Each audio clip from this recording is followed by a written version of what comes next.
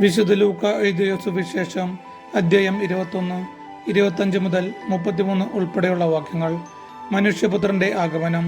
സൂര്യനിലും ചന്ദ്രനിലും നക്ഷത്രങ്ങളിലും അടയാളങ്ങൾ പ്രത്യക്ഷപ്പെടും. കടലിന്റെയും തിരമാലകളുടെയും ഇരമ്പൽ ജനപദങ്ങളിൽ സംഭ്രമമുളവാക്കും. സംഭവിക്കാൻ പോകുന്നവയെ ഓർത്തുള്ള ഭയവും ആകുലതയും കൊണ്ട് ഭൂവാസികൾ അസ്തപ്രജ്ഞരാകും. ആകാശശക്തികൾ ഇളകും. അപ്പോൾ മനുഷ്യപുത്രൻ ശക്തിയോടും വലിയ മഹത്വത്തോടും കൂടെ മേഘങ്ങളിൽ വരുന്നത് അവർ കാണും. ഇവ സംഭവിക്കാൻ തുടങ്ങുമ്പോൾ നിങ്ങൾ ശിരസ്സുയർത്തി നിൽക്കുവിൻ, എന്തെന്നാൽ നിങ്ങളുടെ വിമോചനം സമീപിച്ചിരിക്കുന്നു. ഒരു ഉപമയും അവൻ അവരോട് പറഞ്ഞു. അത്തിമരത്തെയും മറ്റു മരങ്ങളെയും നോക്കുവിൻ.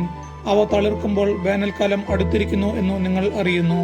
അതുപോലെ ഇക്കാര്യങ്ങൾ സംഭവിക്കുന്നത് കാണുമ്പോൾ ദൈവരാജ്യം സമീപിച്ചിരിക്കുന്നു എന്നു മനസ്സിലാക്കിക്കൊള്ളുവിൻ. സത്യമായി ഞാൻ നിങ്ങളോട് പറയുന്നു, എല്ലാം സംഭവിക്കുന്നത് വരെ ഈ തലമുറ കടന്നു പോകുകയില്ല.